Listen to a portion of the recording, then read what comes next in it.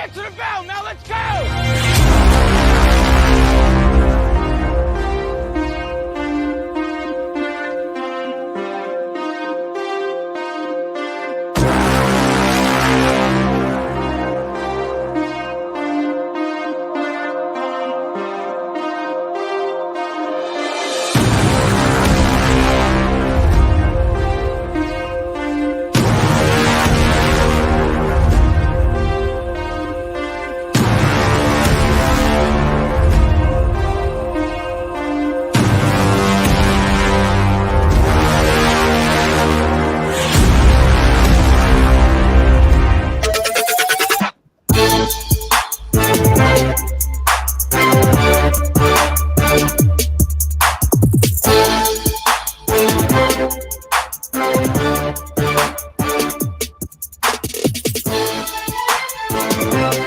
Hey, welcome into our Wednesday edition of Main Street Sports Today, presented Chris Yow. Chris with some personal, well, I guess taking a personal day, but in his stead, we have the illustrious Wade Neely joining us. Wade, good afternoon. Good afternoon, my friend. How we doing? We're doing well. We are here in the Lee Company studios, I guess the mobile Lee Company studios of our humble abodes, bringing you today's show. Like I said, Chris taking a personal day, should be back with us tomorrow. We're going to try to hold it down for the next hour and a half here. As we do every Wednesday, we will be joined by Heather Williams in the second segment, talking a little NASCAR. She was out in her stomping grounds at Kansas this weekend, and interesting as always, the NASCAR Cup Series race this weekend out there. Also be talking a little Braves, as we always do, even with an Astros fan. Little college action as well, and of course it's Wild and Wacky Wednesday. I'm not sure if it will be as wild or as wacky as it is when Yow is here, but we will be trying to bring you the wildest and wackiest news from across the world and Florida, so stay tuned for that in the final segment. Wade, will be running through some high school soccer scores among other scores here in a second on the rundown, but I understand you had a pretty eventful evening last night. Yeah, and this was a first for me. I was on the end of a FaceTime call. Pulaski Citizen Live was up at Santa Fe last night as Richland wins the first game versus Wayne County and then falls in the second game. But as I get back to Pulaski, and I get a FaceTime call saying, you're going to want to watch this. The Giles County boys soccer team is in penalty kicks, and they're not just a couple kicks into penalty kicks. They are in round 10 into penalty kicks. So I had a good friend of mine, statistician for the team, Mr. Kyle Wallace, FaceTime me and a few other friends and family. And we all huddled around our phone and watched this. Giles County goes 18 rounds of penalty kicks, and goalkeeper Sam Harwell makes a save at the end to, dare I say, mercifully end the match as Giles County upset number 1 seed Tullahoma last night. 18 rounds of penalty kicks, Mo. Man, the longest high school soccer match I covered was in Giles County as well, actually. Richland and Columbia Academy, and I think they went like 6 rounds deep into PKs, and at the time I had a deadline, so it was like, just shoot me now. But 18, I just can't imagine. I cannot imagine. 18 rounds, and your first 5 kick takers are set. After that, you go to sudden death. And when you get to the professional and the college ranks, usually when you get to 10, obviously it never really goes that far, as you mentioned. But when you get to 10, number 11 usually ends up being the goalkeepers. Well, last night when they got to round 11, the referees and the coaches got together and they say, hey, this is uncharted territory for all of us, and we want to make sure we have the rules correct. So they halted the shootout for about 5 to 7 minutes. consulted the rule book, found out the goalkeepers are not required to shoot unless obviously you want to, which neither team opted to. So they just restarted back at the beginning. But there was a full-on, dare I say, halftime during the penalty kick shootout. The referees and the coaches, no one knew the rules because, like you said, we're usually not going more than 5 or 6 kicks at the most. Well, I mean, typically you don't go penalty kicks anyway. In the regular season, you just end it in a tie. But obviously in the postseason, you have to have a winner because somebody has to advance. But you said 18 rounds. How many successful PKs were there, Wade? Off the top of my head, I want to say the final score, quote unquote, ended up being 14-13. Giles County goalkeeper Sam Harville, he's a senior. He had made 4 saves to extend. Giles County was the first kick taker, and on 4 different occasions, he had to make a save to extend the shootout. He made 4 of those saves, and then in the 18th round, Giles County, Patrick Holt, a junior striker, he makes the shot, and then Sam makes the 5th save of the penalty kick shootout. Unbelievable stuff. Our good friend and colleague at UT Southern, Mr. Guy Schaefer, he's the team's FCA chair. He was there. He was sending me live video. He was sending me updates, and we were on FaceTime watching it. It was bonkers. And at the end of the day, Giles County, the 5 seed, is going to play for the district title for the first time since way back in 2013. They hadn't even won a district tournament game since 2016, and now they're into the final for the first time in a decade. And I guess Sam Harville, is that Harville? Harville? Guess he got the game ball. Yeah. And we posted a great clip. You can find it on Twitter. You guys shared it as well. But at PC Sports page, usually the team runs toward the goalkeeper and they dogpile, kind of like baseball at the dugout. You know, they dogpile inside the 18-yard box. But after Sam made the save, he sprinted out from the goalkeeper line, and they were chasing him kind of like someone said it to me, kind of like security would chase a fan that has ran onto the field. They were trying to flag him down, and Sam kind of turned on the jets. What few jets he does have, he turned them on, and he was outrunning his teammates. Crazy scene last night. Tullahoma's a really good team. They tied with Page for the regular season title. Page was also upset in the semifinals, losing to Murfreesboro Central Magnet, as we'll talk about in a second on the rundown. But crazy drama going on in District 11 AA as Giles County wins in 18 rounds of penalty kicks. Good Lord, that's crazy. Well, without any further ado, let us give you yesterday's results and today's schedule on the rundown. This is the rundown. In high school baseball action on Tuesday, Franklin Grace edged Clarksville Christian 6-5. I believe that was a walk-off grand slam out at the Clyde, actually, for the Lions in that one. Also, Christian Community defeated Zion Christian 13-4. Softball action from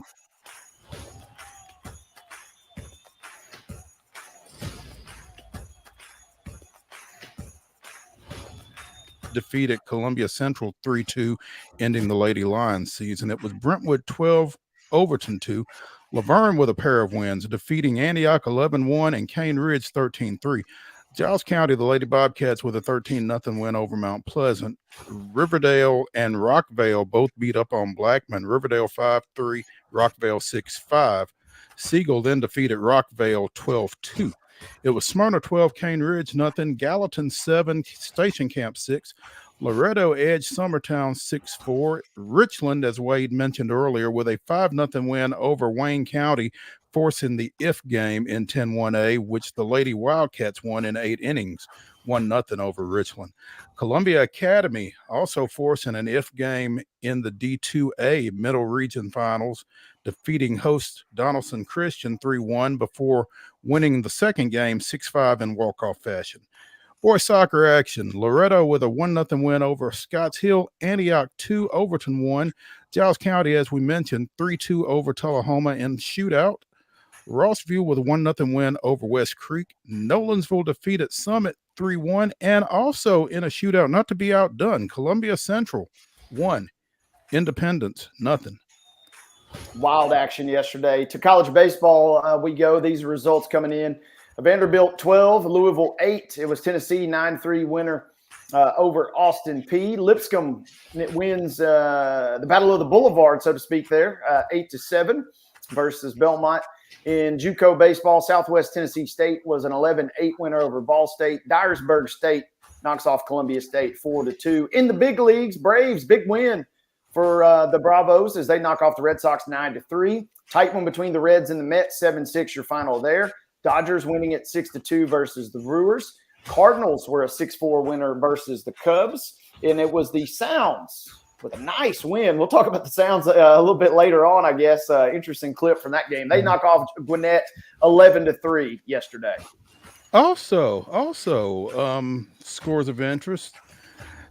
The Astros on the road win at the Los Angeles Angels of Anaheim 3-1. Don't want to leave Wade out there. So I wasn't going to bring it up, but good win for the guys last night.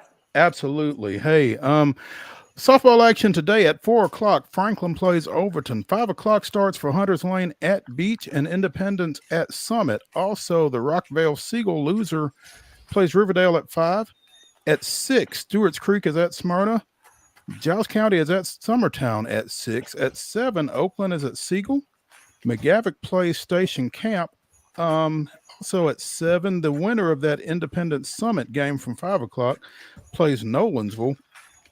Cornersville Moore County winner plays at Eagleville at 7:30, and at 8, Stewart's Creek Smyrna loser plays Laverne. In boys soccer action tonight at 7, it's Greenbrier at White House Heritage. College softball today already. Jacksonville State has defeated Austin P 10-4 in conference tournament action. Also in the Conference USA tournament, Middle Tennessee State knocked off host Louisiana Tech 5-4. Tennessee State with a 3-2 win over Lindenwood in OVC play. And at 4 o'clock today, Belmont plays Bradley. That game can be seen on ESPN+. In state junior college softball tournament action, Chattanooga State and Vol State, that was an 11:30 start. I would assume that one's over with. We don't have a score. Major League Baseball action tonight, the Dodgers and the Brewers had a 12:40 start.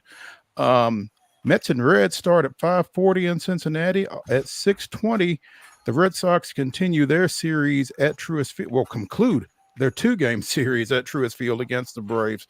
Again, that's a 6:20 start. At 6:40, the Cardinals are at Wrigley Field against the Cubs. And at 6:35, the series at First Horizon Park between Gwinnett and the Nashville Brewskis continues. They got some nice jerseys for that one. Go to NashvilleSounds.com and check out the swag for that one. So ought to be a good one coming off of that big win for the Sounds last night as they take the field as the Brewskis. And that is your rundown.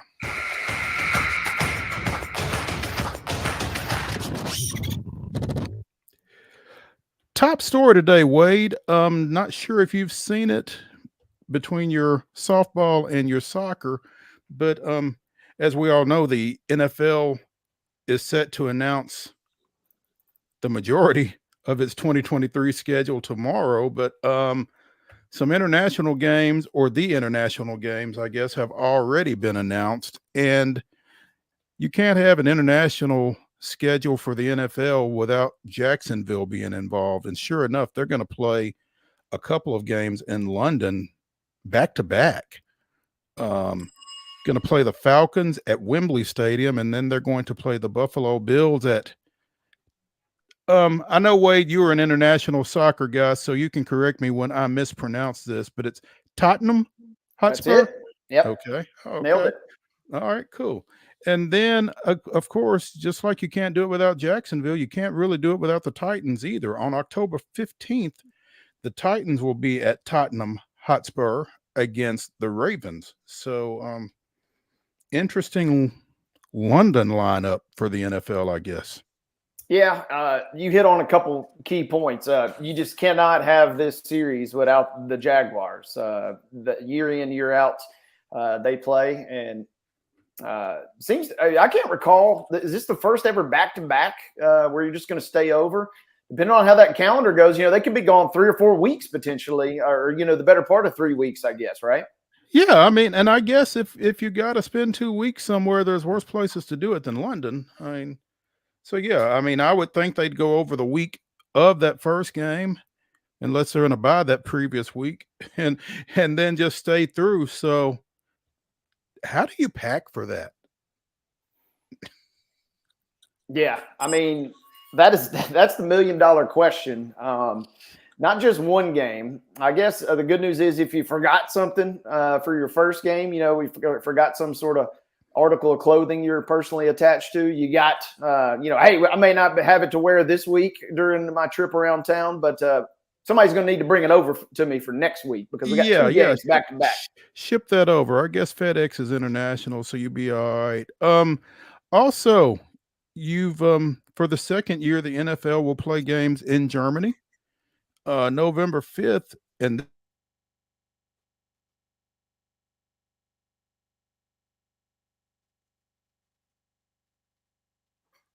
Patriots the following week at Frankfurt. And Tua, Mahomes, Tyreek Hill going against his former team, that kind of thing. That one's got a lot of interest in sidelines, I think. But that could be that one might be worth getting up for, Wade. Yeah, some of these, unless the Titans are kind of involved, you can kind of snooze right on through. But literally, that would be pretty compelling stuff. And the other interesting thing, they've got these 5 international games. It's kind of, for me, as just a fan of just crazy stat lines, I'm a little disappointed we're not having a Mexico game this year.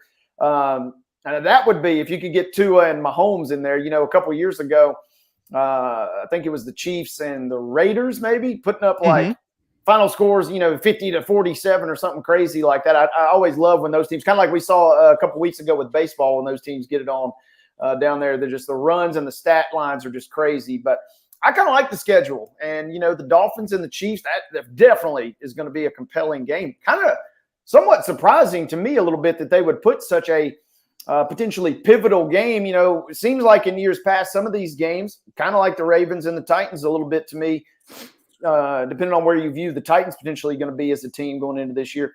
Seems like some of the games in years past were kind of throwaway games almost. And this year, the schedule kind of nice, I think, going into it.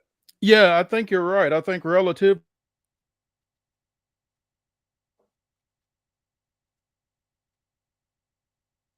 The iffy whiffy. No game in Mexico City this year because the stadium is undergoing renovations, which is, a little disappointing, but you got to do what you got to do. So hopefully the NFL will be able to get back down there once they have those renovations completed. And like you said, there's never been a dull game down there. So there is the international schedule for 2023 NFL play. And again, I guess the domestic schedule will be announced tomorrow. We'll be talking more about that on Friday's show, I'm sure. So should be interesting. Wade, let's take a break. And when we come back, let's get our NASCAR specialist, our NASCAR analyst, Heather Williams, on with us here on Main Street Sports Today, presented by Mid-Tennessee Bone and Joint. Stay with us.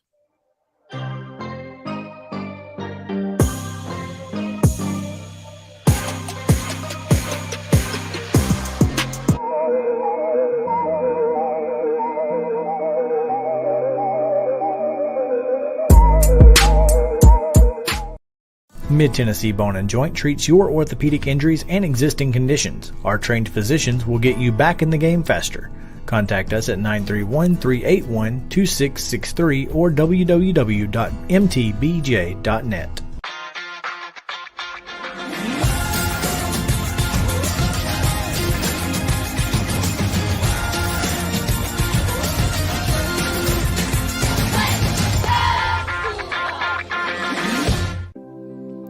Custom Stone Handler supplies over 600 distributors and suppliers with quality stone products. Along with River Stone, we produce and distribute over 100 building, landscape, and other bulk products.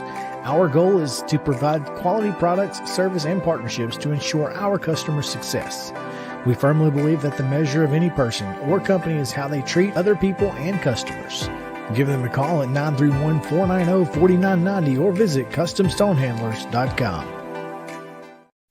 With Lee Company technology, the best handymen are hands-off. Lee Company techs have been using visual findings and other smart technology tools for years to add transparency and virtually take customers along. You see what we see, whether we're in a crawl space or on a roof. With Lee Company, technology helps us help you, no matter what's happening in the world or at your house. You can't see the sights without the sounds. From the crack of the bat to the roar of the crowd and everything in between, discover what Hit City has to offer. Spend your nights cheering on the Nashville Sounds at First Horizon Park with giveaways, fireworks shows, theme weekends, and more. Single game tickets are on sale now. Visit NashvilleSounds.com to claim your seat today.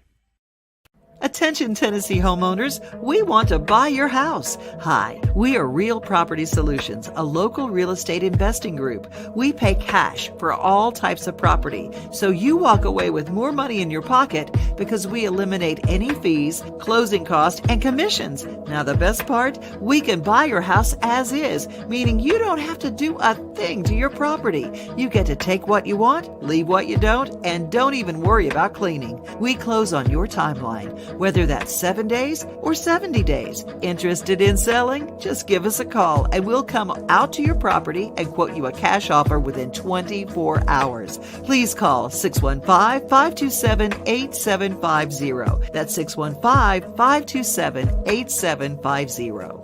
Mid-Tennessee Bone and Joint has been the official sports medicine provider for Murray County Schools for more than 40 years. We specialize in orthopedic service, and our Ortho Quick Walk-In Clinic lets you bypass the ER. Visit us online at www.mtbj.net.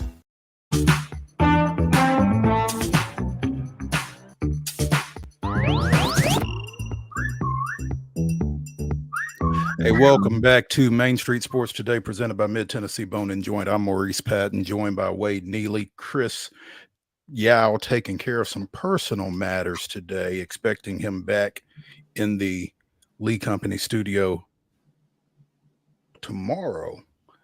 In the meantime, here on Wild and Wacky Wednesday, as we typically do around this time, we are joined by our journalist Heather Williams.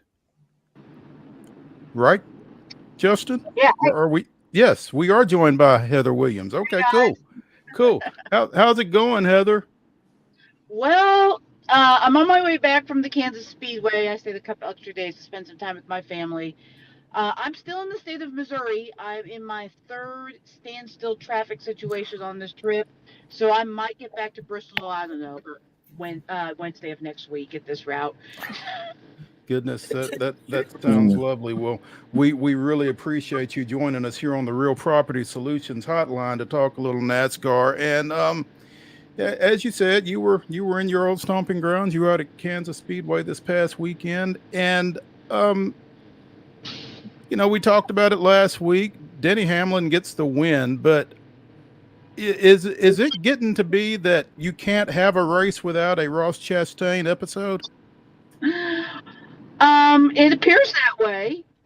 It definitely appears that way. And it's fascinating because not all this stuff has been Ross's fault, but now he just has a reputation that anytime he's racing around someone and they don't do something that they like, that it's automatically Ross's fault, which isn't always the case, but he caused some of this by his actions.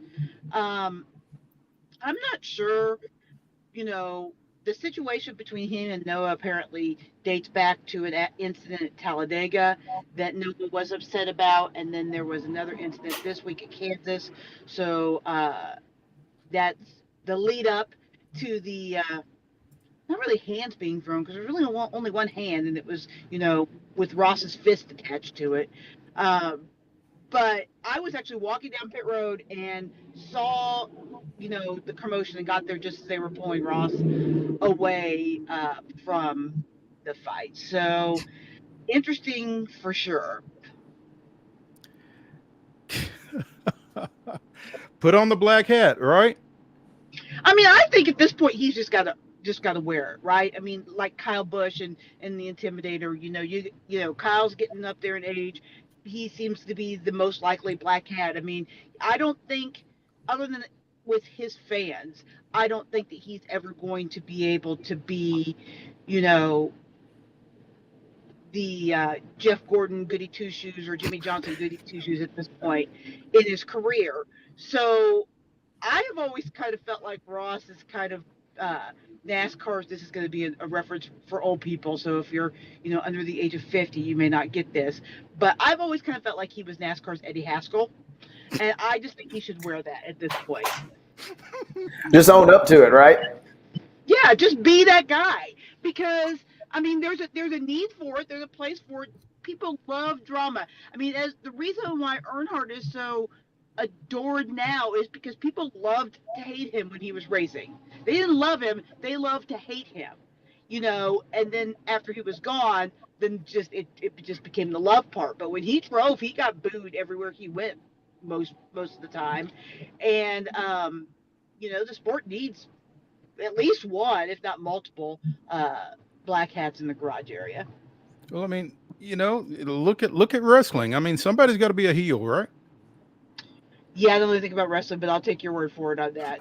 Well, I don't know a lot, but I do know that somebody has to be a heel. I mean, there's, like you said, there's got to be somebody that you love to hate, and right now it looks like Ross is as good as anybody. What did you think of the race this weekend, Heather?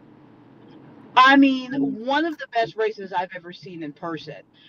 It ranked, so Jeff Gluck from The Athletic does a poll after every race. Do fans think it was a good race? This race ranked 7th all time since he's done the poll, which has been more than 10 years now. It was fantastic. This car, to a driver, and I've talked to drivers after the race and then talked to 3 more today. This car is made for Kansas. This next gen car is absolutely made for Kansas. Made for Kansas with its high banks, slick racing pavement. It's the perfect track for this car, and it delivered. The temperatures were just right for great racing, and it was amazing. The finish and the fighting just kind of was the cherry on top of what was, I mean, by the end of the second stage, they had set the record for the most lead changes at that track. And then by the end of the race, it was the most lead changes on the 1.5 mile and the 400-mile race by quite a bit. They broke both those records. So, I mean, what more can you ask for as a fan? Fans say they want passing, they want lead changes. They got all of that. They got drama at the end. They got a couple of guys walking out of there wearing black hats. They got a fight. I mean, if you're a NASCAR fan and you didn't love that race, then you really don't love racing. You just love complaining.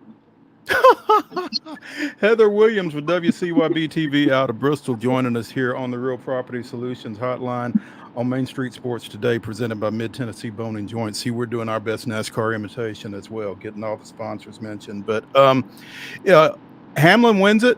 His 49th career victory. Kyle Larson finishes second. William Byron, Bubba Wallace, and the aforementioned Ross Chastain rounding out the top 5. And while Bubba didn't win, Heather, tough to argue with a top 5 finish, right? Yeah, really tough to argue. And this is Bubba's best track, obviously. Either here or Talladega, you could argue, but just from a pure speed and driving style, this is where he's performed the best. He won in the fall. He had a chance. He had a car that was a top 5 car all day. I'm not sure at the end that they had the long run speed to keep up with Hamlin, as the results kind of played out to show. But this is a great track for all of the Toyotas. 2311, the last year, has kind of led that, and Denny is a Toyota and the owner of 2311. So all of that kind of played out as we kind of expected when we go to Kansas, with the Toyotas being super strong. And, Bubba's on a pretty good run. He had not a great start to the season, some bad luck, some bad mistakes, but he's running well and heading into a part of the season where there are a lot of good tracks for him coming up.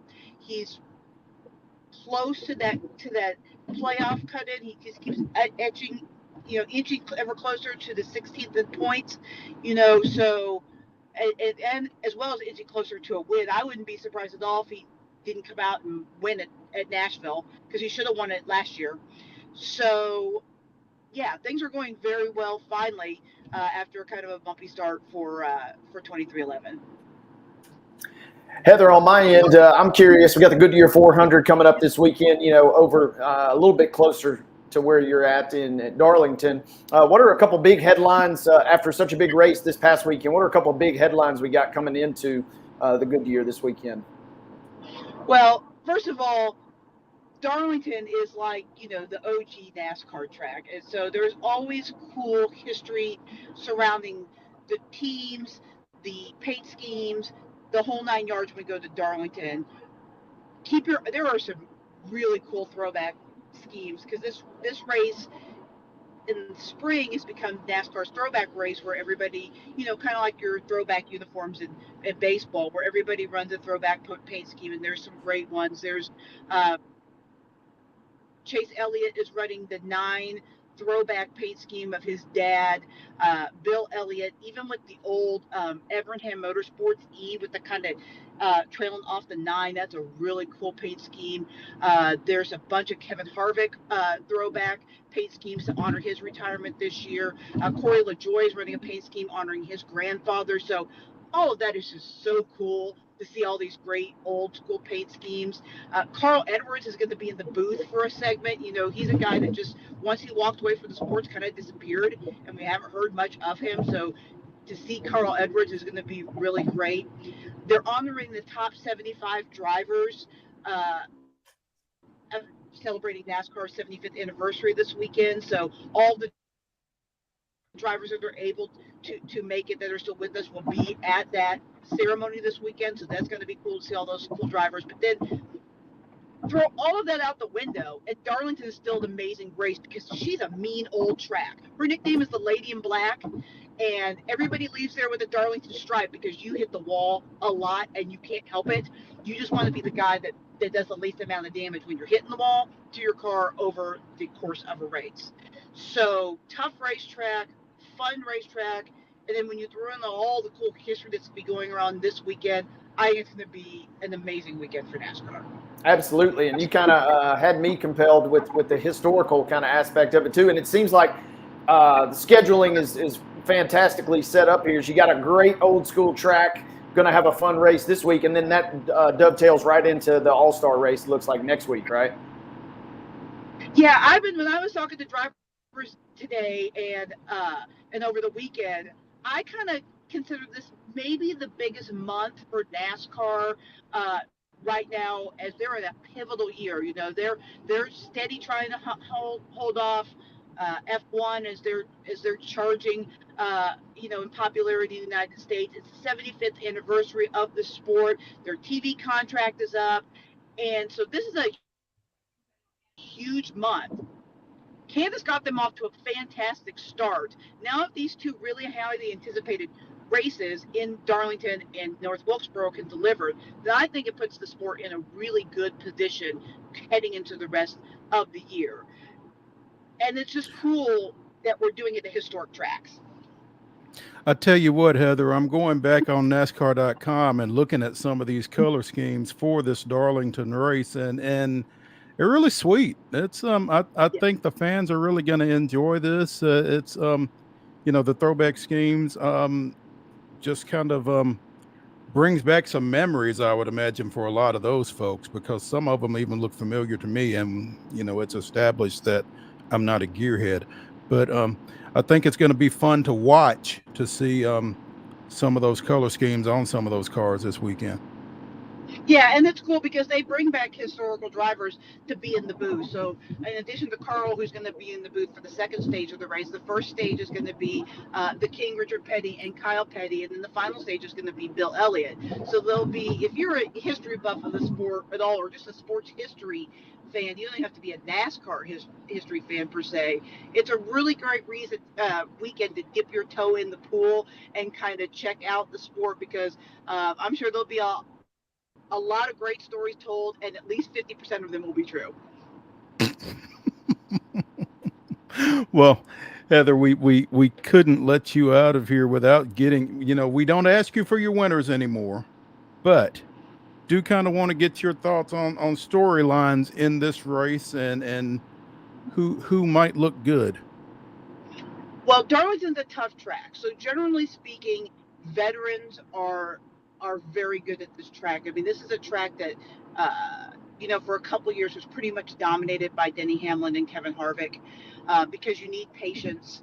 You need, to manage, like I said, the abuse in your car, because your car is going to take abuse.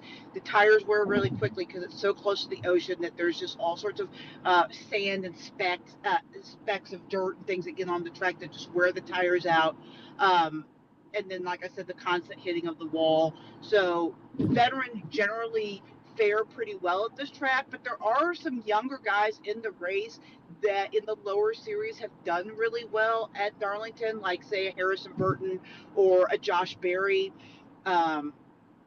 So this is a racetrack where look for the old guys, but don't be surprised if a younger guy sneaks up there and maybe jumps into the top 5. But generally speaking, I think that this is like a Hamlin, Truex, Harvick kind of weekend.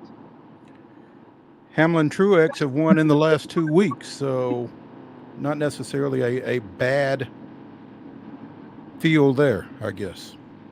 Yeah, and it's just because it's the kind of tracks where, well, Hamlin is just the king of Kansas. He's got the most wins of any active driver there. So, but when you talk about Dover and you talk about Darlington specifically, those are tracks that just are more that more experience pays dividends for you, so the older drivers do well. If I was going to make a pick, and I don't generally make a pick, but if I was going to make a Harvick, because he is very, very good. Well, there you have it, folks. Heather Williams bringing her insight as she does every Wednesday on NASCAR. Joining us here on the Real Property Solutions hotline on Main Street Sports Today, presented by Mid-Tennessee Bone and Joint. Heather, be safe, and we will catch up with you next week. All right, sounds good, guys. Talk to you next week. Thank you, Heather. Thanks. Again, that was Heather Williams with WCYB TV out of Bristol, joining us on the Real Property Solutions hotline. Real Property Solutions will pay cash for your home. They'll close on your timeline 7 days or 70. You can take what you want, leave what you don't, and you don't even have to clean. Wade, you can't beat that, can you? No, that's pretty good. And as we kind of wrapped up with Heather here, I'm just curious if you and I can maybe dig up a racing jacket or one of those old school color schemes for the weekend. What if we were at covering some preps this weekend in one of those bad boys? Wouldn't that be sweet? That would be sweet. Maybe we can get Real Property Solutions to mock one up for us. You can call them though at 615-527-8750. And if you're looking to sell your house, they'll get you taken care of. Wade, let's take a break. Let's come back, talk a little baseball. We will do that on the other side of this break here on Main Street Sports Today, presented by Mid-Tennessee Bone and Joint. Stay with us.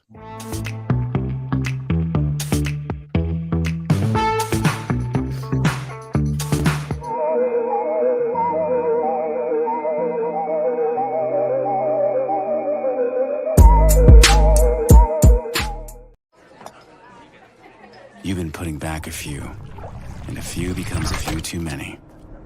For a moment, you think about calling for a ride. Nah, you live nearby. What's the worst that can happen? You get pulled over, your insurance goes up, you lose your license, you total your car, you kill someone. There is nothing better than drinking an ice-cold beverage while taking in a Nashville Sounds baseball game. Hi, I'm Stephanie Miller with Mornings on Main Street. The Nashville Sounds and Main Street Media Television have teamed up to promote Sunday Family Fun Day here at First Horizon Park, each Sunday home game. Just go to your favorite Main Street Media website and click on Sounds Main Street Media Day banner to register to win free tickets. And then we'll see you here at the ballpark.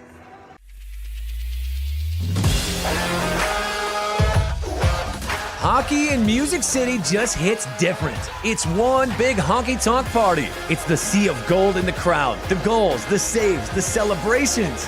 It's an experience like no other. Experience Predators hockey all season long.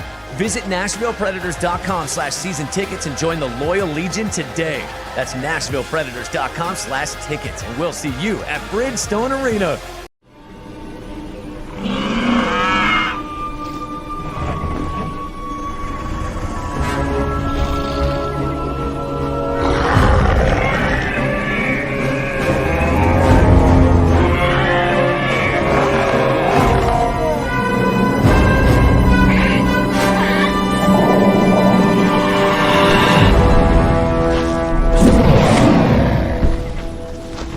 Tired of hanging lights every year? We get it.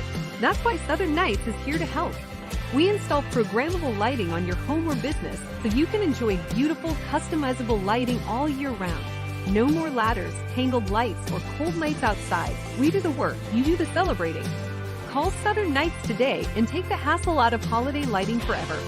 For a free quote, give us a call at 931-241-3074 or visit our Facebook page at Southern Nights.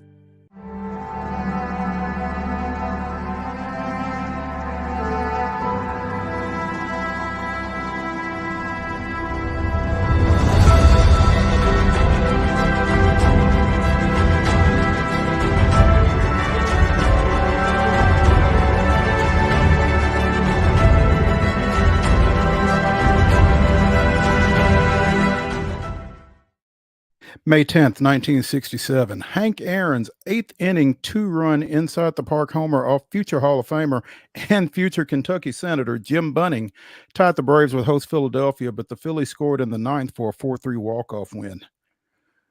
For the Hammer, that was the only one of his 755 career home runs that did not clear the fence, his only inside the park home run. That was this day in Braves history. Wow. I mean, I didn't anticipate a high number by any stretch, but only one inside the Parker for the Hammer. You know, and here's the thing, you know, people don't realize in the prime of his career, in his early days, Hank Aaron could run a little bit. He had multiple double-digit steal seasons. I mean, probably not from 69 forward, but yeah, I mean, go back and look at his stats on Baseball Reference. Again, he could run a little bit. He was definitely not just a one-trick pony in terms of home runs. He was a five-tool guy. So, but yeah, it's kind of amazing that he only had one, especially as big as some of those ballparks were back in his heyday. So exactly, yeah, I'm picturing, you know, just you hit one in the right spot in those bad boys, and it's going to roll forever. But yeah, one. Of course, they were probably playing him pretty deep though too. That's fair. I was going to say that's probably fair, and not just an inside the Parker off any old pitcher too. You know, Jim Bunning obviously goes on for a variety of reasons to become famous. But how about the effort from the Hammer, the only inside the park home run? Wow, I actually did not know that. But that's pretty impressive. That's pretty impressive. Also impressive, the Braves with a 4-run first inning off of Nick Pivetta last night and rolled to a 9-3 victory over the visiting Red Sox in a short 2-game series. As Chris and I talked yesterday, I don't really get the 2-game series. It's odd, but the Braves made the most of that one and made the most of Charlie Morton.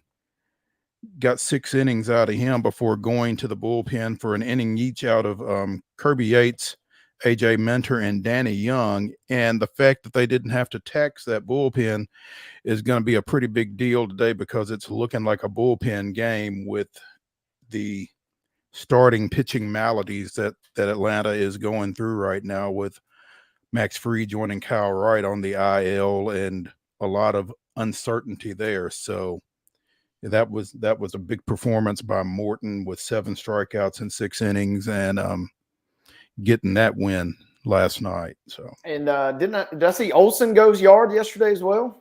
Olsen went yard. He has 4 first pitch home runs, and Jeff Francoeur virtually called this one last night. He was just mentioning that he's hitting close to 500 with 3 home runs on the first pitch, and then he just let it fly into, if not over, the chop house. So yeah, Olsen with another home run. I think that's his 11th.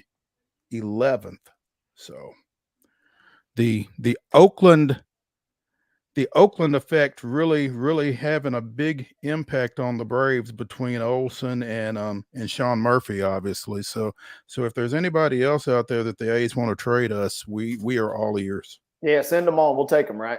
Yeah, and I'm sure that as an Astros fan, you don't necessarily have a problem with that, with the A's getting a little weaker. Yeah, that wouldn't be the worst thing in the world. And since you mentioned Houston, I'm just going to sneak in a little bit that Valdez, man, he walked right into Los Angeles last night and outdueled Ohtani. I watched last 4 or 5 innings of that game, and he was absolutely on fire. Struck out 12, like I said, and that's the first loss of the year for Ohtani. Ohtani was held hitless at the plate too. So, oh dang, just a bad night all the way around for Ohtani, huh? In his walk year, maybe that'll devalue him a little bit. Right. Yeah. Bring him down just a touch, I suppose. Right. 3-1 your final there, and they made 2 errors and still survived to win it 3-1. Presley came in, got the save at the end. It was a nice little win for the Astros versus Ohtani last night. Yeah, Valdez, like you said, 12 strikeouts over 8 innings, held the Angels to 3 hits, none by Ohtani. So that's a good night. It's a good night. Astros are now, that got the Astros to 500. 18-18 going into today's play. So yeah, they're creeping back, and I took a glance just because Vegas knows obviously better than most. I took a glance at the betting odds, and they're still a decent favorite to win the division. But and the thing was, you get Altuve back, and then you could really start seeing where you go from there. So kind of tread water till you get him back, and obviously sitting there at 500, they've done exactly that. They've treaded the water they need to, and now you can go forward. Yeah, and Texas leading the AL West at 21-14 right now. You don't know if they're for real or not, but they're only 3 games back, or 3.5 games back. The Astros are, but they've got the Rangers, Angels, and Mariners all. Well, they're tied with the Mariners. Mariners are at 500 as well at 18-18. Angels actually 20-17 following that loss last night, but they're kind of bunched up in the West. Yep, and that's obviously winning these key games. They played so many games outside their division to start the season, and took some L's, obviously, at the forefront of those. So maybe start whittling away. Like I said, you get Altuve back, and then if you're just in striking distance there, then you can really kind of see where I think what kind of season you're going to have. I don't really like pinning it all on one guy, but when you're talking about a guy at that caliber, if you can just hold down the fort until he can get back, then, if things don't improve dramatically, then you can kind of maybe start panicking. Well, sure. And I mean, a player of Altuve's caliber deserves that type of, consideration. He has that kind of an impact. And so it does make sense that Houston would kind of, like you said, be trying to hang on and tread water until they can get him back in the lineup. I mean, I don't think you can really measure this team, what this team is about, who this team is, without Jose Altuve in the middle of it. So, hopefully he's close to getting back from, what was that, a hand? Yeah, took one. I guess it was in the WBC, right? It was, yeah. Back when everybody was wanting to cancel the WBC because of all the injuries that were taking place during it. But yeah. And since you mentioned the standings, I'm looking at the AL. We've kind of discussed the West, but I do find it interesting. Every single team in the East is at least 4 games above 500, but there's an 8.5 game margin because obviously the Rays got off to one of the best starts ever. And then on the other end, you've got the Central, where there's one team over 500, and they happen to be in first. The Twins, they got a 2-game lead on the Tigers. Detroit just got a win this afternoon, but just kind of interesting how all the divisions are jumbled up, and then obviously the Braves just smoking. Okay, fair enough.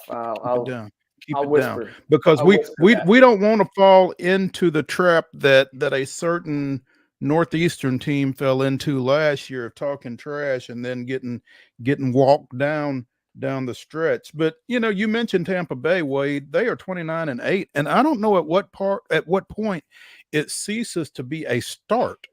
I mean, these guys are 37 games into the season and still haven't lost double digits yet. Yeah, and I'm looking at their standings. They're 19-3 at home. Their biggest kicker, though,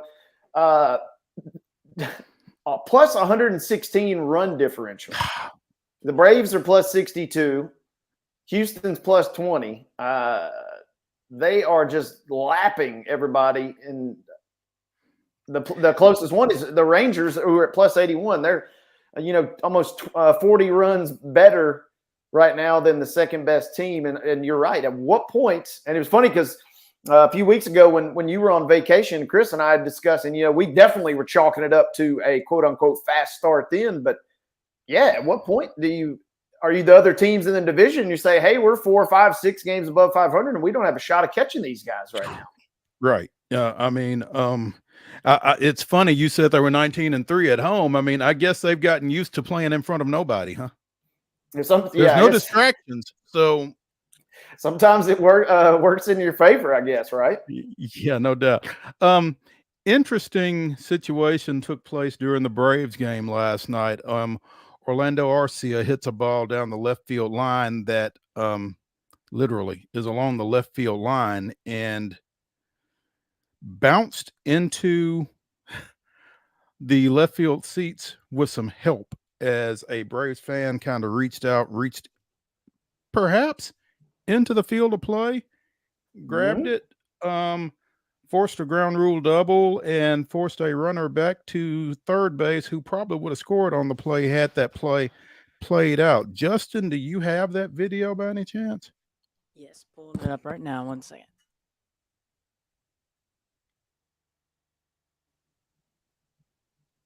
I think I know where this is going too. Yeah. We got a baby Bartman deal here. Man, at least it was a good snag, right? It was at least he came up with it clean. Yeah, but he's getting a little razzing down there, and that's a deal that in an eventual 9-3 game, it's okay, I guess, but might should have just left that one alone. And turns out, as you were listening to the telecast on Bally Sports, Jeff Francoeur knows the guy, coaches against him in some youth league. I think he said softball. So that's of course Francoeur does, right?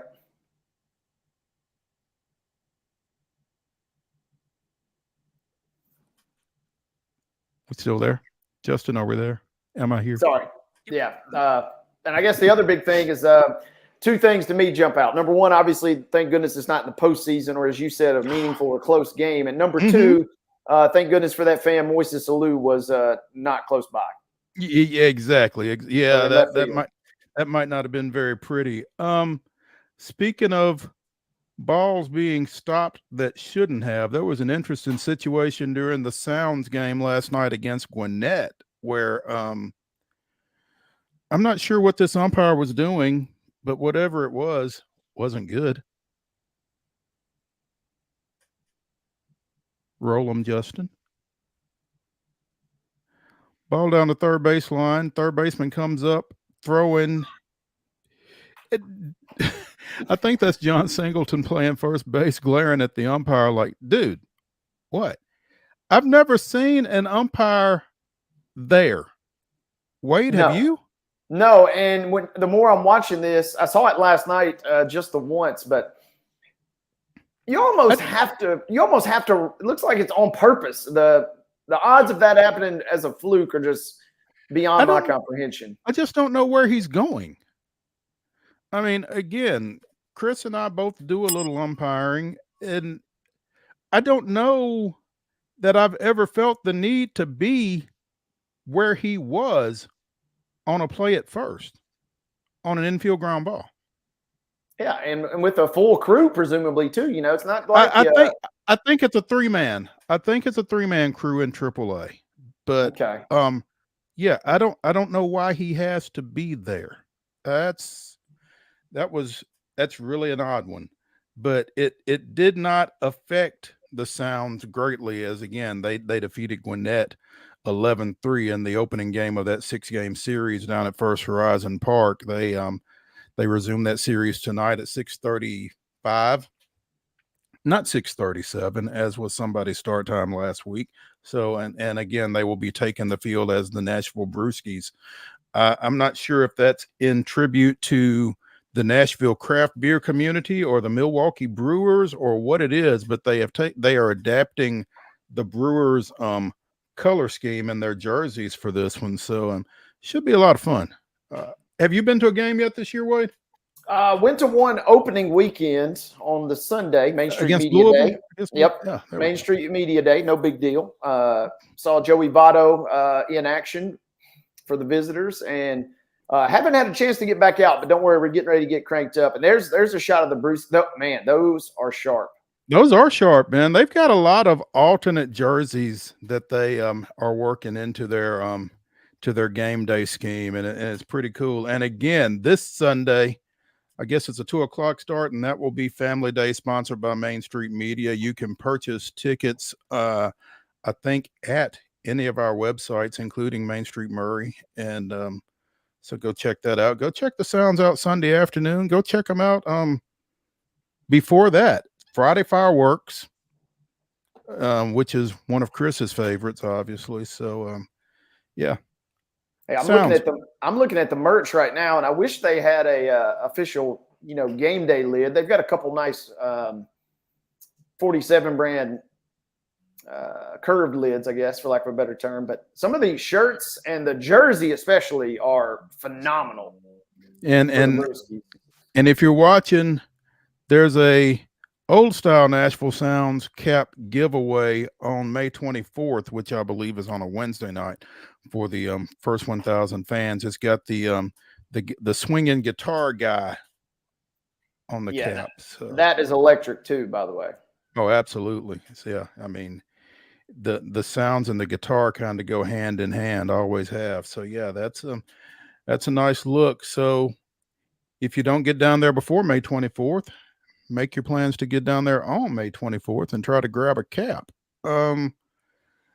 Wade, let's dip out for just a second, come back and talk a little college sports and AAC in particular. So we're going to take a break here on Main Street Sports Today, presented by Mid-Tennessee Bone and Joint, and come back. So you do the same.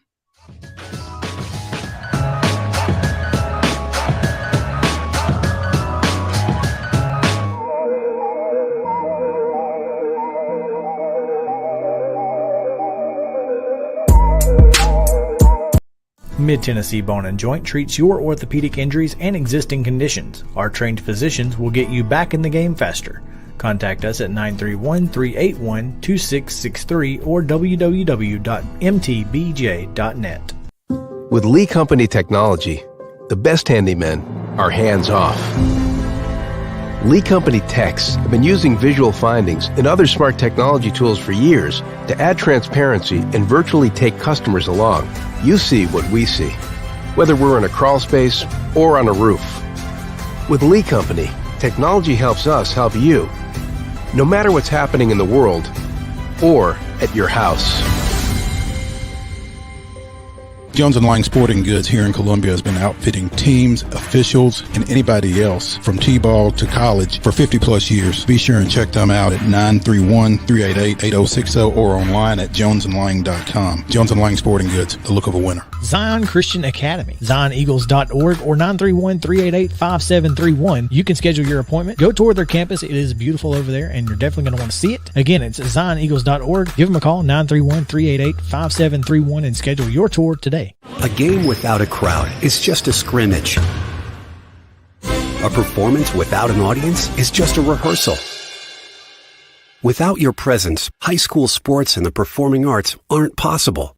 Ensure that these essential extracurricular activities continue to enrich the lives of students in Tennessee.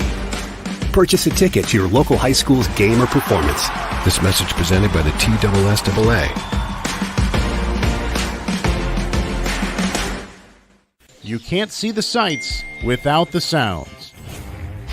From the crack of the bat to the roar of the crowd and everything in between, discover what Hit City has to offer. Spend your nights cheering on the Nashville Sounds at First Horizon Park with giveaways, fireworks shows, theme weekends, and more. Single game tickets are on sale now. Visit NashvilleSounds.com to claim your seat today.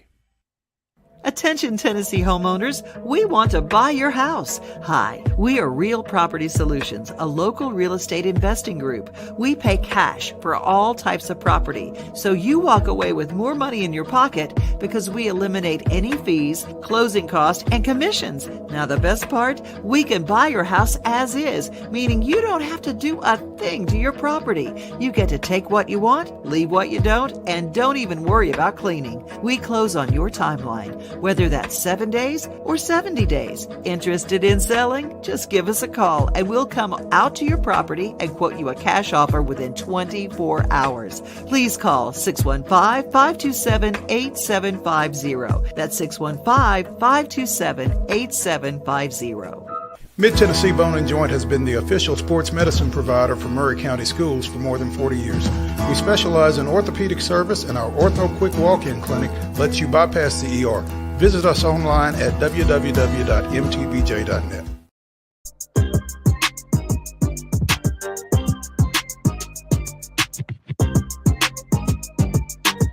Welcome back to Main Street Sports Today, presented by Mid-Tennessee Bone and Joint. I'm Maurice Patton, joined in the Lee Company studio by Wade Neely. Chris Yow taking a personal day today, expected back in the saddle tomorrow.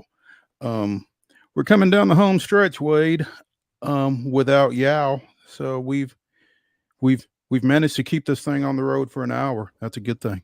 Yep, we've steered it to the best of our abilities, and not patting myself or yourself on the back just yet, but hey, not bad. We're getting there. We're getting there. We're more than halfway home. So let's see if we can finish this thing up strong. But American Athletic Conference Commissioner Mike ARESCO has written another open letter asking that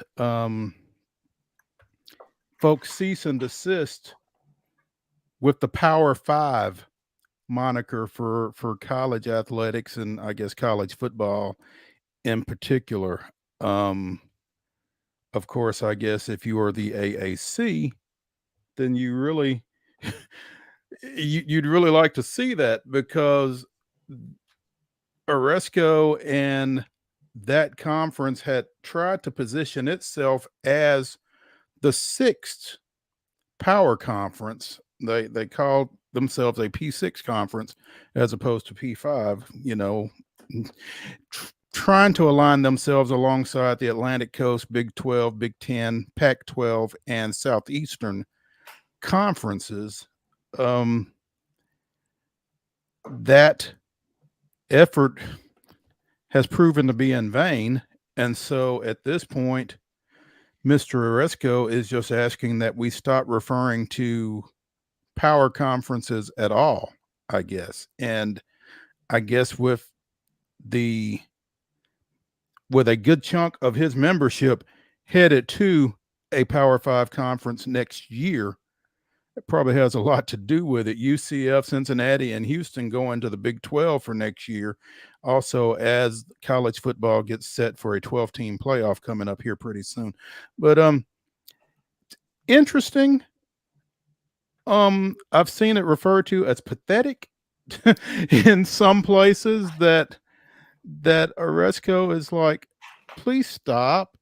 If you're not going to mention us, then just don't mention it at all, basically, is what it sounds like he's saying. And I don't know that it's going to change. I mean, it's probably the best way to kind of capture those power conferences is to refer to them that way. And the AAC isn't that. I mean, Wade, what thoughts do you have as far as that goes? My immediate thought is, Commissioner ARESCO is he's just trying his best to speak this into existence, is the way that I'm interpreting that. And now that things have kind of, like you said, adjusted, not gone his way, not gone the league's way, and league membership dramatically changing, seems like they're kind of just scrambling to see if they can just find something to stick, the proverbial Jello on the wall situation here, or maybe some other thing on the wall, and just seeing if it sticks, so to speak. But Yeah, it does come across. I was going to stop just shy of pathetic. Desperate maybe is where I'm maybe going. And that's fair. I mean, that's your job as the commissioner, is to try and do your absolute best to preserve the sanctity of the league, improve the profile of the league. But yeah, I will stop just shy of pathetic, and I'll just settle with a nice, strong, desperate. Just, you can kind of smell it and taste it almost coming off of the conference at this point. Back on March 9th, I issued a statement calling for the elimination of the Power 5 or P5 label from the collegiate nomenclature in the public forum, ARESCO wrote in a letter that came out yesterday. The use of P5 has created a divide in football bowl subdivision football that is not healthy and that is not often supported by competitive results on the field and court. The recent realignment in college athletics has further eroded the P5 concept. Among the many issues and challenges currently facing college sports, the Power 5, Group of 5 divide and the immense harm it causes does not receive the attention afforded to health and safety, NIL, pay to play, the transfer portal, and other pressing issues. No one would argue that the latter list is not of the utmost importance and critical to the future of college athletics, but the P5 G5 divide also deserves scrutiny. Also in the letter, he points to a previous letter that was written back in March trying to get the AAC again considered as a Power 6 conference, but now he says the AAC doesn't want to join that club. We will now adopt a generic Power brand in lieu of Power 6 or P6 branding, as we no longer want to give credit to that group's exclusionary nature. This conference has been and remains powerful. Since that letter, which detailed years of the highest level accomplishments, was written, the American has placed a team in the college football playoff, has won another New Year's Day bowl game, placed a team in the Final Four and Elite Eight, had a #1 seed in the 2023 men's basketball tournament, and achieved considerable success in Olympic sports. And, you know, desperate, pathetic. Again, pathetic wasn't my word. It was just one that I had seen used in relation to this situation. But you can almost see Mike ARESCO just jumping up and down with his fist balled up while he's writing this. Yeah, he's coming across as like desperate is the best word I could come up with. Yeah. Angry a touch, perhaps. Now I'm reading an article from The Athletic, which is, you know, kind of makes a decent point though. If we're dropping the distinction as we head into the expanded playoff, that Power 6 moniker, to use ARESCO'S term there, yeah, it technically doesn't have as much of a credible factor because there's no point in joining the club if the club is supposed to be all inclusive now, I suppose. And I guess this is maybe their way of trying to, or his way of trying to roll with the punches, you know, be hip with the times, so to speak. But to me, it just comes across as, hey, it didn't work the first way. We're just going to try a different way and see if this will end up a little better. But you made a great point earlier when you said the membership changing, especially when you're losing a couple teams like UCF and Cincinnati. I mean, they're lucky they're not going down. They're lucky if they remain on equal footing as opposed to trying to punch up at this point. Yeah, no doubt. You know, I'm not even sure what the AAC looks like at this moment, to be honest. You know, we talked to Matt Brown earlier in the week, and obviously there's still some dominoes to fall in terms of realignment and, you know, television deals and that kind of thing. But it's, the sands are shifting under our feet, I guess, and that may not be any more visible than in the American Athletic Conference. I think again, you lose in Central Florida, Cincinnati, and Houston. I think they're getting some Conference USA teams, Charlotte, Rice, North Texas, and men's basketball Final Four participant Florida Atlantic. So, you know, their perception is in flux, I guess. And yes, well said. Yeah, and I guess ARESCO'S, like you said, and it's interesting way you made some nice points, and I could kind of, as you were making those points, I could hear the voice of a one-time college athletics department employee coming through with some of your comments, that it's his job, it's his charge to position his conference as well as possible and project them in the best light and that kind of thing. And so, he's got a job that he's trying to do, and I guess there's a level upon which that needs to be respected. But Yeah, at the same and time, I think there's a better way to do it than what he's done. absolutely. And I was just getting ready to say, just because your job, your charge is to protect the conference at all costs, increase their stature at all costs, that does not mean the internet and the rest of the sporting world cannot just absolutely dunk on you at times. So I see both sides. You got to do the best, but that doesn't mean that we can't poke a little fun at you for your efforts there, because the AAC, it comes back to those three. And with all due respects to the Rices and the Florida Atlantics, which obviously did go to the Final Four, so much of this is just obviously tied into perception and football. And the names that you had kind of just mentioned, maybe it's the old MTSU North Texas rivalry and me coming out. It just doesn't jump off the page as far as perception wise, especially when you're losing teams like Houston, Cincinnati, and UCF. Yeah. Stuart Mandel, longtime college sports, specifically college football writer at SL Mandel on Twitter. The hilarious thing about this is he's the only one who's ever created an official Power Anything designation. Power 5 is an organic nickname media started using after the formation of the CFP because those 5 leagues got contract bowls and the other 5 had to share one. So there's that. Yeah, and like we've talked about, it was kind of a necessary term. There was no other real way to make that distinction. So I kind of get the point at this current juncture where everybody is, open, and the playoff is not as mutually exclusive as it was previously. Now that it's kind of more of an open parameter, then yeah, maybe now we're trying to drop that moniker. But it just does come across as very kind of funny and desperate, considering just how recently we were really trying to push our way into this conversation as a Power 6 member, so to speak. Yeah, and then all of a sudden, we don't want to be there. Just we don't want a Power anything. Yeah. So as I was scanning the interwebs trying to get more information on this situation, though, Wade, I came across an article on CBSSports.com earlier today. Auburn great Bo Jackson to undergo procedure for chronic hiccups after suffering for nearly a year. Whoa. Yeah. Legendary Auburn running back and two-sport athlete Bo Jackson will undergo a procedure later this week to stop the chronic hiccups he's been experiencing since July of 22.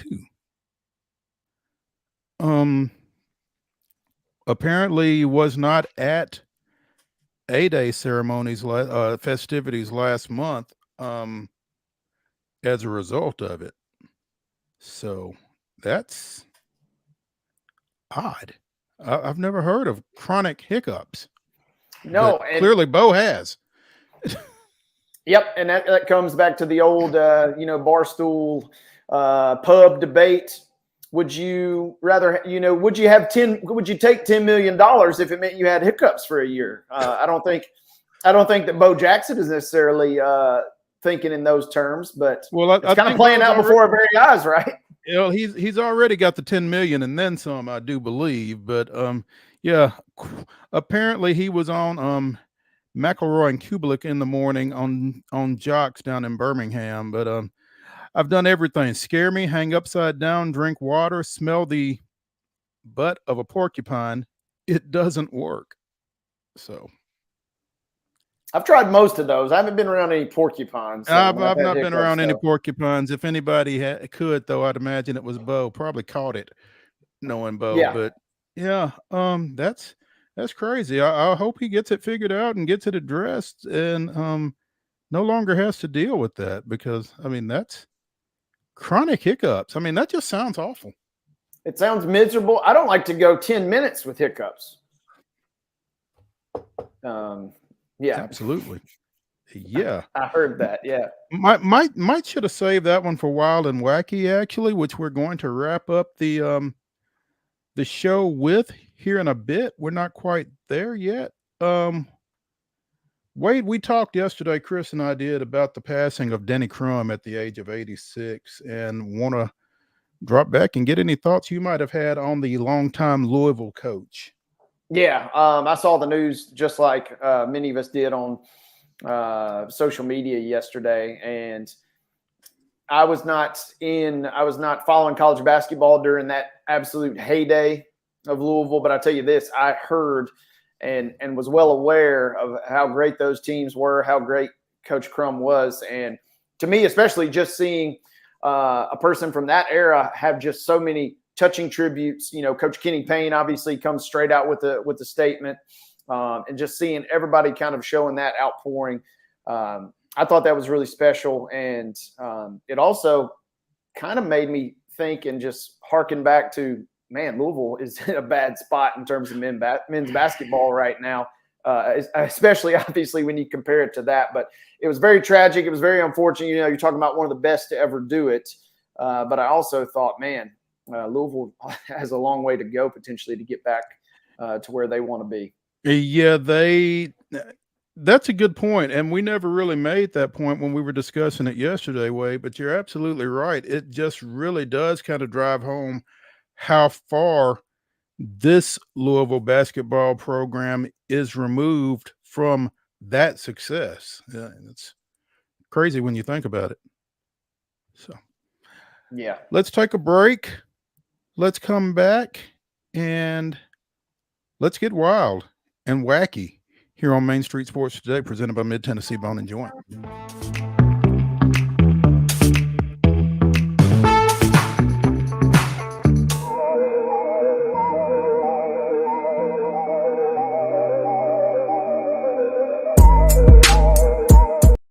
Mid-Tennessee Bone and Joint treats your orthopedic injuries and existing conditions. Our trained physicians will get you back in the game faster.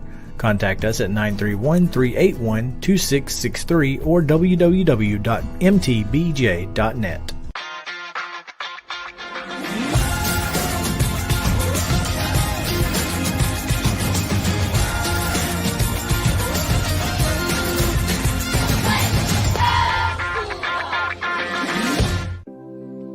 Custom Stone Handlers supplies over 600 distributors and suppliers with quality stone products. Along with River Stone, we produce and distribute over 100 building, landscape, and other bulk products.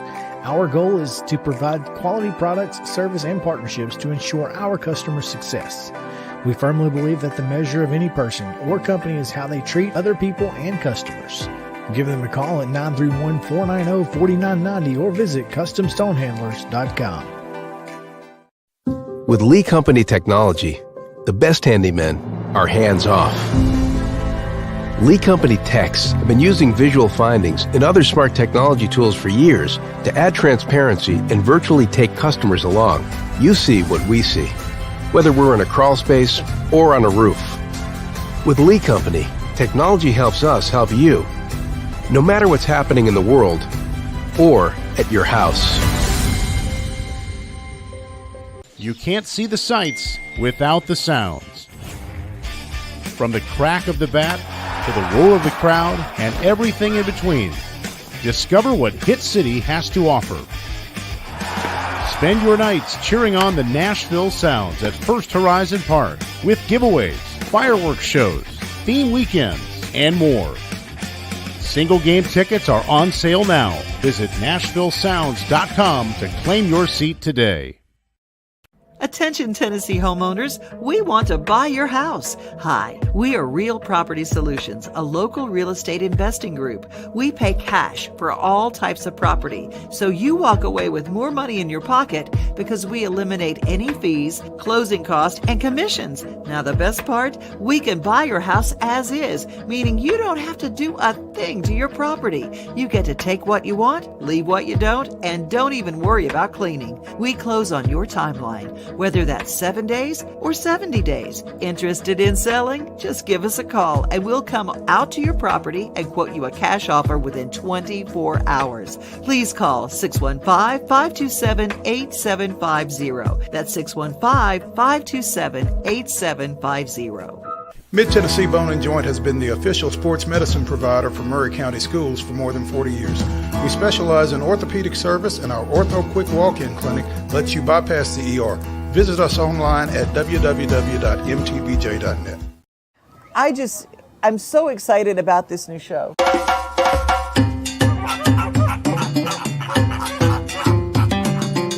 Dino Trek is back again this year. It's bigger than we've ever had it before. When they're about 5 months old, we'll start to see them sticking their head out of the pouch, or you might see a foot come out or a tail. It's like an Airbnb for Joey's.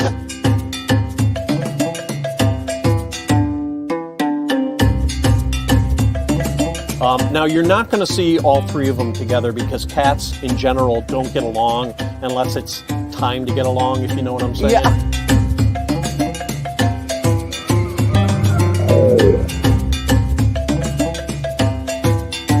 Lions and tigers and bears. Oh, my. Well, we're 2/3 of the way there.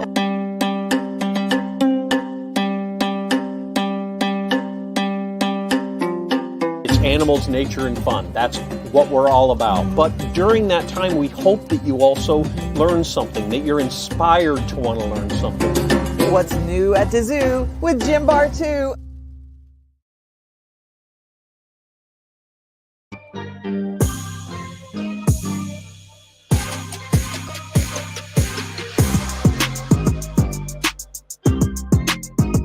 Welcome back to Main Street Sports Today, presented by Mid-Tennessee Bone and Joint. I'm Maurice Patton. That's Wade Neely. Chris Yow taking a break today. Should be back with us tomorrow, but it's Wednesday. And Wednesday, Wild and Wacky Wednesday. News from across the world. Of course, we start in Florida, where the Monroe County State Attorney's Office on Friday dropped charges against two men accused by sheriff's deputies of stealing a car they rented from a Florida Keys impound lot after it was towed late last month. The Assistant State Attorney of Florida wrote in the memorandum of no action that the men paid restitution to the owner of the lot and he does not wish to seek any further punitive measures. Couple of guys, one from Australia, one from Boston, broke into an impound lot on April 25th, stole a car that they had rented that had previously been towed from a Key West business earlier that day. Arrested after they were arrested in Marathon, about 40 miles north of the impound lot.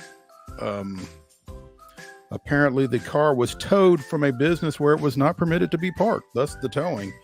Caused $5,000 in damage to the gate at the impound lot, and the break-in was captured on the lot's security camera. So, and these guys didn't do much of anything to try to disguise themselves. When they were arrested, they were wearing the same clothes as the men shown on the footage entering the impound lot. So, clearly, I guess they didn't feel like they did anything wrong. I don't know, but you can't do that. Of course, yeah, textbook example. What not to do. What not to do? Yeah. You'd like to think there's a better way to handle that, but I mean, I guess all's well that ends well. They did not get any further action taken against them after they paid for the damages, and I guess they got the car back to the rental place in time, so all is good. Having said that, though, I will say this, Mo: when the boot man is close to putting a boot on your car, there's a moment. Whether you act on it or not, well, you will do just about anything to get out of that situation. So I can kind of sympathize when the boot man comes, you're ready to throw it all out the window. Yeah, don't talk about boots in JK's earshot. He kind of gets the heebie-jeebies hearing about boots. But I will tell you that apparently there is someone in Atlanta that is selling master keys to boots, and as long as you remove the boot without damaging the boot, you can do that. So if you're in Atlanta and you have a penchant for parking illegally, look up Atlanta boot removal. You might come in handy. From the Associated Press, snake flips switch stops traffic at Virginia intersection. Because Wild and Wacky always has to include animals. A large snake brought traffic to a stop at an intersection in Prince William County, Virginia. The snake was in an electrical panel at the intersection of Prince William Parkway and Sudley Manor Drive, caused a power outage. A police officer and an animal control officer worked together to remove the snake from the panel and release it unharmed in the area. The snake was so large that it flipped a breaker switch that shut off the signal, but it didn't damage anything inside the box. It's believed that the snake had been living in the box for a while due to molten skin found inside. Ooh. When traffic signals aren't working because of a power outage, police say to treat intersections like stop signs. So, whether they're snake related or not. Doesn't matter. Yeah. Speaking of animals, zoo hiring people to dress up as giant eagles and scare off seagulls. Yeah. If you don't have the experience for this job, try winging it. Job seekers have been flocking to a listing from a zoo in Blackpool, England, seeking people to work as seagull deterrents by dressing up in inflatable eagle costumes and frightening off any gulls attempting to eat the food meant for the zoo's human visitors or animal residents.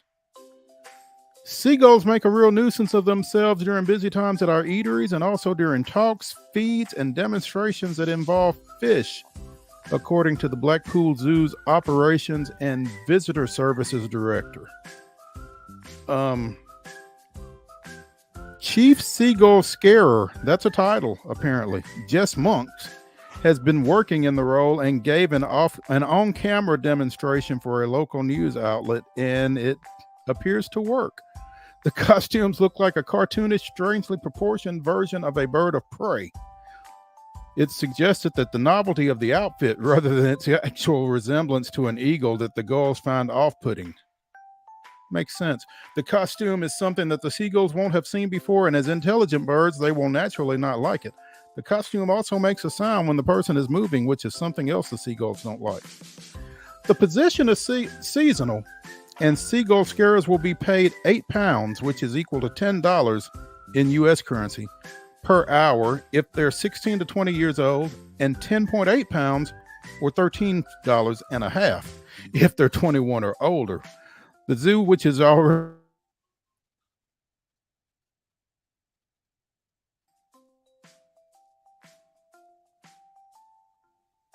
that in mind if you're thinking about heading over to England to scare eagles. Scare seagulls.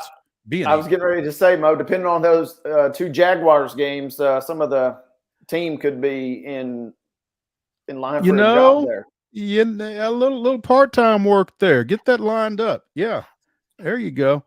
That's going to do it for Wild and Wacky. Wade, where are you off to this evening with Pulaski Citizen and PC Live?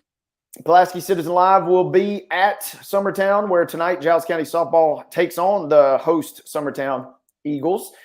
With a win tonight, Giles County would extend its season. They would potentially take on Loretto in the championship games tomorrow. I'll be there tonight, and who knows where I'll be the rest of the week. Sounds good. I will be heading to Summit for District 12 4A softball. So check us both out. Check out our coverage at the Pulaski Citizen and at Main Street Murray. That's Wade Neely. I'm Maurice Patton. Come back tomorrow on Main Street Sports Today.